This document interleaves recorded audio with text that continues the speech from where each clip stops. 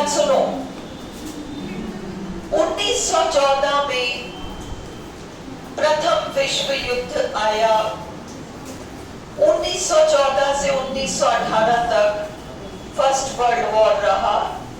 Treaty of Versailles 1919 है। Understood? ये first world war की शुरुआत का समय मॉडर्न एज है। Modern age, first world war के 1901 तक तो विक्टोरियन एज था, है ना? फिर ये मॉडर्न एज की शुरुआत इसने जोर पकड़ी 1914 के आसपास। 1939 से 1944 तक सेकेंड वर्ल्ड वॉर है। तुम्हें पता है 1945 में यूएन की स्थापना है। 1939 से पोस्ट मॉडर्न एज है। 1939 से पोस्ट मॉडर्न एज है। कोई भी पानी पीता है तो मुझे भी प्यास लगाती है, इसलिए मैं भी पानी पीऊँ। थोड़ा सोच समझ कर पिया करो, नहीं तो मैं भी पिएगी।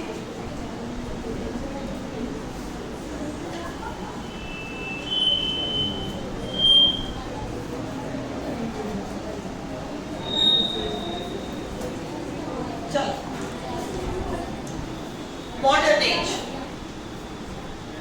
अब मॉडर्न एज में जैसा नाम है वैसा ही काम होगा, सब कुछ बदल जाएगा, है ना? The first half of the 20th century, 20वीं शताब्दी का पहला आधा भाग जो है, is one of the most turbulent periods.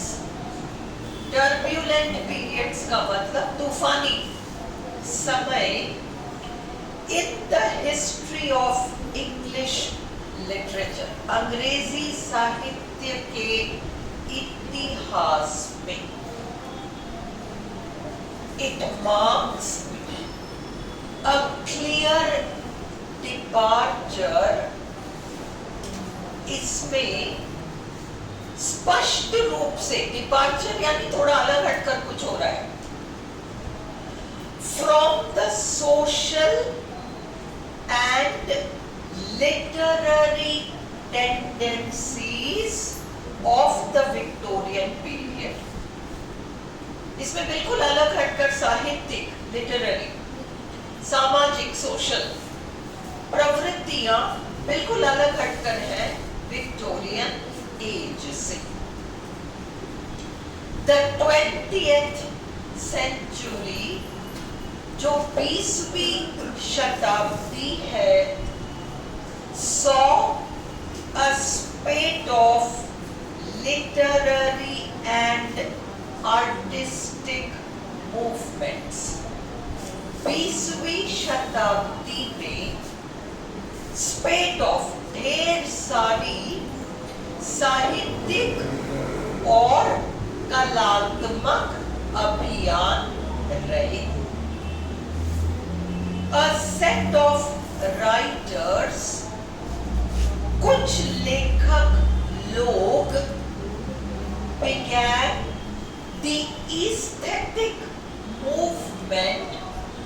aesthetic movement का मतलब ये सौंदर्य शास्त्र से जुड़ी, कला वाला से जुड़ी मूवमेंट, एक अभियान छेड़ा मॉडर्न एज में, नोन एज एस्थेटिसिज्म, सौंदर्य शास्त्र।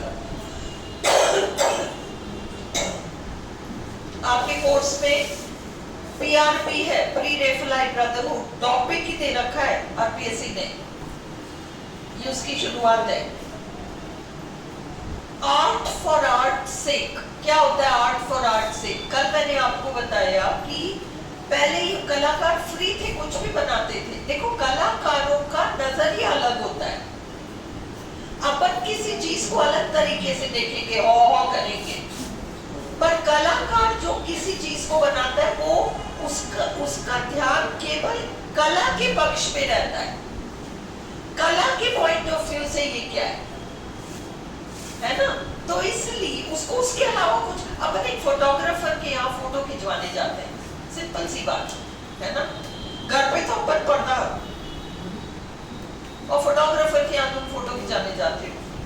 चाहिए फोटो इसलिए खिंचा ली हो गई।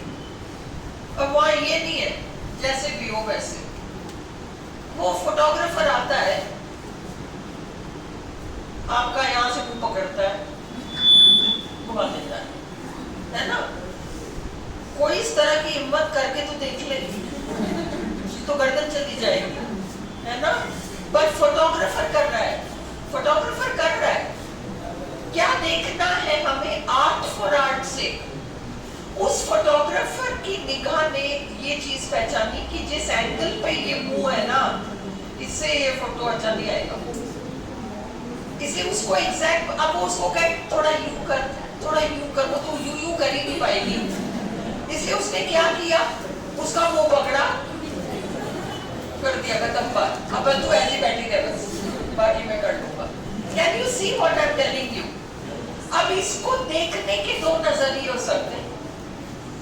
आप उसको कह सकते हो कि कैसा बदतमीज है, उसने तो मेरी बुआ के ना हुआ, यू कैन से दैट, है ना। और कलाकार क्या चाहता है, फोटोग्राफर क्या चाहता है? फोटोग्राफर चाहता है हट तू अपनी गंदी दिमाग को यहाँ से हटा, ये सब मेरे दिमाग में है ही नहीं, मेरे को तो तुम मेरे से मेरा काम कराने आए हो, मेरे को जो बेस्ट एंगल है वो चाहिए, तब जाके मेरी तस्वीर बढ़िया निकलेगी। ये तेरे चेहरे के बारे में है ही नहीं, ये मेरे कला के बारे में है, इसलिए मुझे ये फ्रीडम दो। समझ में आती है? मैंने तुम्हें एक फोटोग्राफ का एग्जांपल दिया, तुम इसको और चीजों के एग्जांपल में, जब एक कलाकार एक ह्यूमन बॉडी को पेंट करता है तो उसके दिमाग में गंदगी नहीं रहती।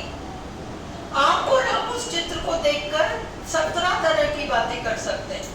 कोई ऐसे बना भी कैसे सकता है, कुछ शर्म नहीं आती कि अपन कह सकते हैं। पर उस कलाकार का स्पेशलाइजेशन, कल हमने पढ़ा था एनाटॉमी, बहुत पॉपुलर हुआ। आज भी अगर आपके पास ड्राइंग सब्जेक्ट रहा है तो आपको स्क्वायर्स बनाकर ग्राफ टाइप में सिखाते हैं, how to draw the face. घोड़े का मुंह कैसे बनाते हैं, इंसान का मुंह कैसे बनाते हैं, नंबर 3 वाले स्क्वायर्स के बीच में से लाइन लो, एनाटॉमी है ना। तो इसलिए वो ये सब देखते ही नहीं है, गंदा भंदा इनके दिमाग में ये सब आती नहीं है। वो तो परफेक्शन तक पहुंचना चाह रहे हैं, अपने कला, उनके हुनर को वो परफेक्शन के पॉइंट तक ले जाना चाहते हैं। तो अब ये इस वाले पर्टिकुलर एज में, मॉडर्न एज में कलाकारों की ये मांग रही। पहले क्या होता था, आपने कला, कोई चित्र बनाया, कुछ बनाया, कुछ बहुत अच्छा बनाया, एक संगठन है, ठेकेदार है, कला के ठेकेदार है, रॉयल आर्ट सोसाइटी, पहले वहां जाएगी वो, फिल्म जाती है ना सेंसर बोर्ड के पास, वैसे ही कला की चीज जाएगी, वो सारे देखेंगे ऊपर नीचे क्या है क्या नहीं, वो ठप्पा लगाएंगे, तब उसका सर्कुलेशन होता। तो कितनी बंदिशें थी कलाकार के ऊपर, उसको लग रहा था अरे हटाओ इनको, ये कौन होते हैं, इनका दिमाग गंदा है, हम तो अपनी खुशी के लिए अपने आर्ट को बनाने, हमें वो आजादी दो। तो राफेल, जिसके बारे में कल हमने पढ़ा था, Leonardo da Vinci, Michelangelo, Raphael वगैरह, राफेल के समय से पहले जो आजादी थी, हमें आज वापस वो आजादी दो। प्री रेफेलाइट ब्रदरहुड, मैं आपको पीआरबी बहुत ब्रीफ में कराऊंगी क्योंकि उसका लिटरेचर बहुत इंपॉर्टेंट है, आपको करना पड़ेगा पीआरबी लिटरेचर। कल हमने देखा था क्रिस्टीना रोसेटी, डीजी रोसेटी, ये सब हमको मोटा मोटा देखना पड़ेगा, मोटा मोटा नाम गिनाऊंगी, बाकी जिनको इंटरेस्ट हो वो विकिपीडिया पे देखे, इतनी गहराई में आरपीएससी पूछेगा नहीं, बस नाम पता होना चाहिए आपको। सो नाउ ये जो मॉडर्न एज है, इसमें कलाकार अपनी आजादी मांगेगा। अब तुम्हें समझ में आ गया किस तरह की आजादी? फोटोग्राफर कह रहा है मैं यूं करूं तो तुम ज्यादा उसमें बोवे मत उचकाओ, मुझे कर ले दो अपना काम। इसलिए आर्ट फॉर आर्ट सेक, ये नारा है, टिक लगाओ, art for art sake, PRB का है, आ गया इसमें pre Raphaelite. Art for art से, कला को कला की नजर से ही देखो, became a very popular slogan. लोकप्रिय नारा बन गया. The pre-Raphaelite Brotherhood, जो PRP है, was established, उसकी स्थापना हो गई. And DG Rossetti मिलाइस, मैंने कहा था ना अंगड़ाई लेते हुए तस्वीर, वो जो चरखा पे काम कर रही है 4 घंटा, फिर उस महिला की अंगड़ाई लेती हुई, ये मिलाइस बहुत फेमस पेंटर्स हैं. Hunt and Collinson were associated with it. DG Rossetti तो चित्रकार भी थे, कवि भी थे. The symbolist and imagist techniques. Symbolist movement, William Butler Yeats बहुत बड़ा नाम है, बलार्ड बहुत बड़ा नाम है, हमने देखा था.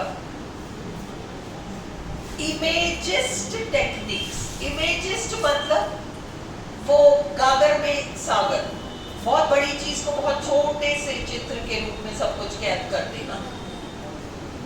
became popular in literature, ये लोकप्रिय हो गए साहित्य में.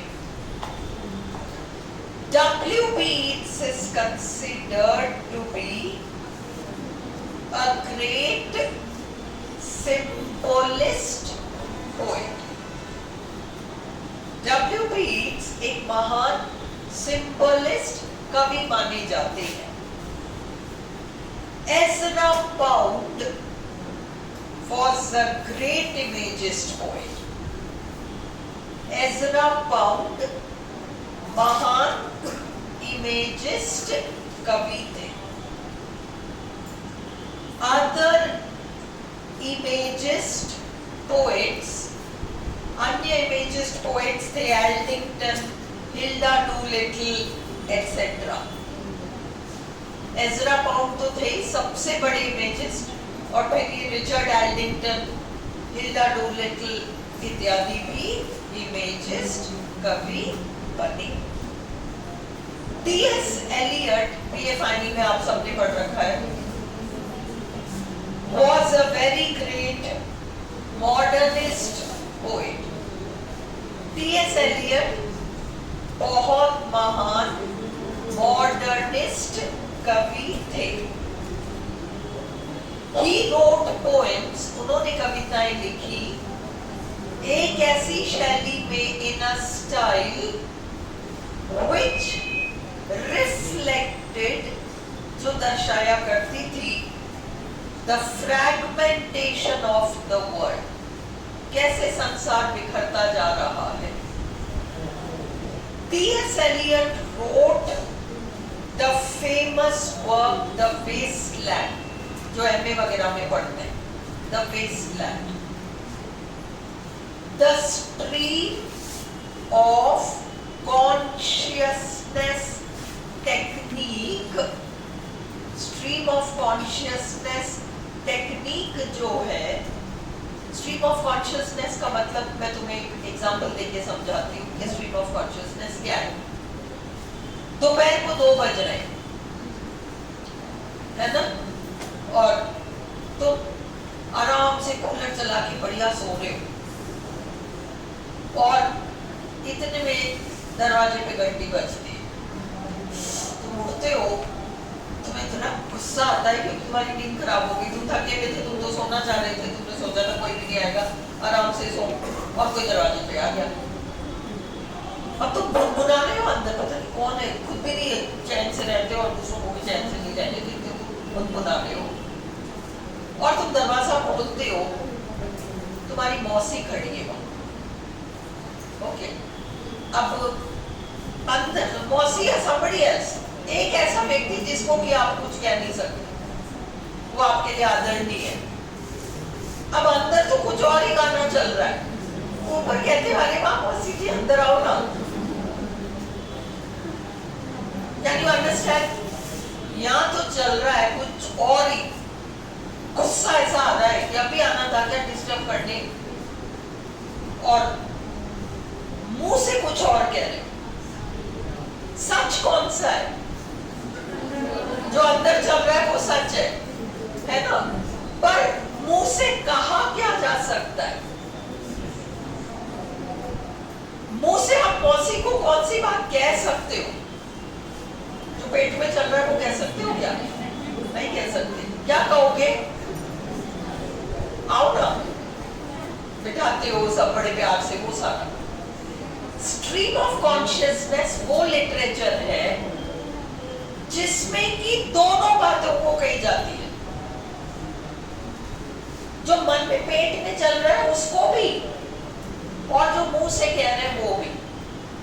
बट स्ट्रीम ऑफ कॉन्शियसनेस में वो जो बात पेट में चल रहा है वो भी कहा जा रहा है, भले कोई सुनने वाला माने ये सॉली लोग की टाइप हो जाता है वो, और जो दूसरी बात कही जा रही है वो भी। और अपन पढ़ के समझ ही नहीं पाते कि इसने ये बात कही या नहीं कही, कौन सी बात कही कौन सी बात नहीं कही, बड़ा उलझन खिचड़ी पक जाती है। ये साइकोलॉजिकल नॉवेल्स होते थे, इनको स्ट्रीम ऑफ कॉन्शियसनेस कहते हैं। और इनके बहुत अच्छे राइटर्स रहे हैं D.H. Lawrence, modern age, Virginia Woolf, modern age, James Joyce, modern age. जब मॉडर्न एज ही दे दिया RPSC ने तो आपको ये नाम तो याद रखने पड़ेंगे। इसलिए द स्ट्रीम ऑफ कॉन्शियसनेस शैली technique was introduced in poetry। पहले पोइट्री में आई, फिर नॉवेल्स में आई, उपन्यास लिखे गए। तुम लोगों ने MA फाइनल में डेथ ऑफ अ सेल्समैन पढ़ा होगा, उसमें है 9th paper.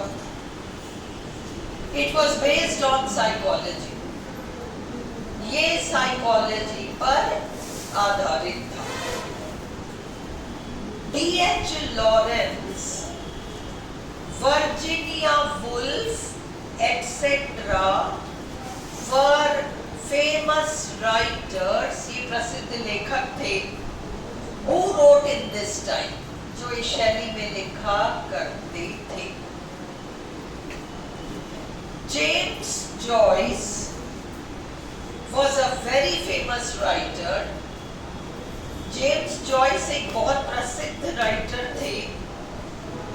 He wrote Ulysses, उन्होंने यूलिसिस नाम का उपन्यास लिखा है, the stream of consciousness technique, stream of consciousness शैली में। War poets and war poetry, प्रथम विश्व युद्ध आया ना, प्रथम विश्व युद्ध आया तो war poets and war poetry, मतलब युद्ध में जाओ और अपनी गर्दन कटा लो तो आप बहुत महान हो, इस तरह की बलिदान। तो ये poetry, war poetry. War poetry के दो अवस्थाएं हैं, दो दौर हैं। पहले में तो बड़ा महान माना गया कि युद्ध में जाकर शीश कटवा लो तो बहुत ही महान हो, फर्स्ट पहला दौर है ना। वो जो तुम्हारा BA फाइनल का पोएम था the soldier by Rupert Brooke, तो बहुत फेमस पोएम है। If I should die, think only this of me, Rupert Brooke का पोएम है, बहुत फेमस। फिर जब बहुत ज्यादा मारकाट खून खराबा हुआ तो कवियों ने अपनी धुन बदल ली और ये कहना शुरू कर दिया कि वॉर भी बेकार है और वॉर में जाके मरने में कोई सेंस नहीं है, जाना ही नहीं चाहिए। धुन बदल गई। तो वॉर पोइट्री के दो स्टेजेस थे। War poets and war poetry became very popular, बहुत लोकप्रिय हो गए। The poems of Rupert Brooke की कविताएं, विल्फ्रेड ओवेन कवि का नाम है, सिगफ्रीड सैसून, ये सब वॉर पोएट्स हैं, etcetera, brought out the glories and the horrors of war। इन्होंने युद्ध की ग्लोरीज और शान क्या है और खतरनाक बातें क्या है ये सब दर्शाई। T.S. Eliot rediscovered, T.S. Eliot ने वापस से खोज किया मेटाफिजिकल पोइट्री। T.S. Eliot ने मेटाफिजिकल कवियों की तारीफ करी, बहुत इंपॉर्टेंट। जॉन डन की बड़ी तारीफ करी, मिल्टन ब्राउनिंग की बुराई करी। As a unique answer to the needs of the time. उन्होंने कहा हमारे जमाने को मेटाफिजिकल पोइट्री की बहुत सख्त आवश्यकता है। स्केप्टिसिज्म, शंकाएं होना, स्केप्टिसिज्म, मन में तरह तरह की बातों को लेकर शंकाएं होना, एंड इंटरोगेशन, सवाल जवाब करना, became the mood of the day। जब हमें विश्वास नहीं होता तो हम बहुत सवाल करते हैं ना। जब हमें विश्वास होता है चुपचाप मान लेते हैं, बट ऐसे थोड़ी होता है, ऐसे कैसे हो सकता है, तुमने कभी देखा है क्या, तुमने कभी सुना है क्या, ये सारी स्केप्टिसिज्म, इंटरोगेशन, सवाल जवाब, अविश्वास की भावना की वजह से became the mood of the day, उस जमाने का मूड हो गया। There was a transition, एक बहुत बड़ा परिवर्तन आया, transition from blind belief, अंधा विश्वास, वहां से लेकर to rational thinking। rational thinking का मतलब तर्क लगाकर सोचना in the modern age, आधुनिक युग में। The authority of religion and the church diminished। रौब, रुतबा धर्म का और चर्च का घट गया, and morals took a back seat, और नैतिकता पीछे हट गई। The whole universe became the modern writer's experience। पूरी सृष्टि आधुनिक लेखक का अनुभव बन गया। Yet the modern age was an age of anxiety। फिर भी मॉडर्न एज में चिंताएं बहुत सारी थी। ओके, अब मॉडर्न एज हम बॉक्स देख रहे हैं, जस्ट मोटा मोटा देखो। नेशनलिज्म, राष्ट्रवाद बहुत ऊपर आ गया। became a major political issue in the world। ये बहुत इंपॉर्टेंट बात हो गई संसार में। In the 20th century, 20वीं शताब्दी में there was a major shift, बहुत बड़ा परिवर्तन आया in the way that people lived, लोग जिस तरीके से जीवन निकालते थे, with changes in politics। changes in politics का मतलब राजनीति में बहुत परिवर्तन आया। आइडियोलॉजी है ना, आइडियोलॉजी विचारधारा, इकोनॉमिक्स अर्थव्यवस्था, सोसाइटी समाज, कल्चर संस्कृति, साइंस विज्ञान, टेक्नोलॉजी एंड मेडिसिन, तकनीकी ज्ञान, मेडिसिन के क्षेत्र में फर्क आया। टर्म्स लाइक नेशनलिज्म, राष्ट्रवाद, ग्लोबलिज्म, सारा विश्व एक है, एनवायरमेंटलिज्म है ना, पर्यावरण, एनवायरमेंटलिज्म, आइडियोलॉजी विचारधाराएं, गांधीज्म, मार्क्सिज्म, सोशलिज्म, कैपिटलिज्म वगैरह इज्म्स, वर्ल्ड वॉर, विश्व युद्ध, जेनोसाइड, जाति या धर्म विशेष को जड़ से मिटा देना, एंड न्यूक्लियर वॉर, अस्त्र शस्त्रों से लड़ना, एंटर्ड कॉमन यूसेज, ये आम बात हो गई। कॉमन यूसेज, आम व्यक्ति की भाषा में ये शामिल हो गया। साइंटिफिक डिस्कवरीज, वैज्ञानिक खोज, such as the theory of relativity, ये सब विज्ञान है, quantum physics, profoundly changed, भारी भरकम परिवर्तन आया, the foundational models of physical science, science के क्षेत्र में बहुत परिवर्तन आया। अब कल आप बचा हुआ लिटरेचर सारा ले आओ, कल मैं कंप्लीट करके फिर आगे